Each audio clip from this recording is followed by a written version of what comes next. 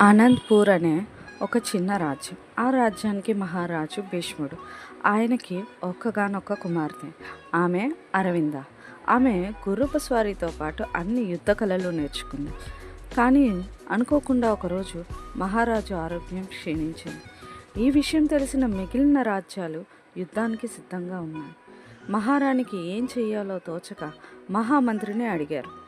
అప్పుడు మహామంత్రి యువరాణికి పెళ్లి చేసి ఆమె భర్తను రాజుగా చేయండి అని సలహా ఇచ్చారు. ఆ మాట విన్న యువరాణి రాజ్యం కోసం పెళ్లికి అంగీకరించింది. కానీ ఆమె ఒక షరతు పెట్టింది. నేను ఏ దేశపు యువరాజుని పెళ్లి చేసుకోను.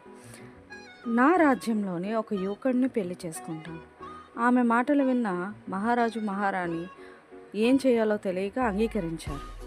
స్వయంవరానికి రాజ్యం చాటింపు వేశారు. నెక్స్ట్ పార్ట్ కోసం కామెంట్ చేయండి.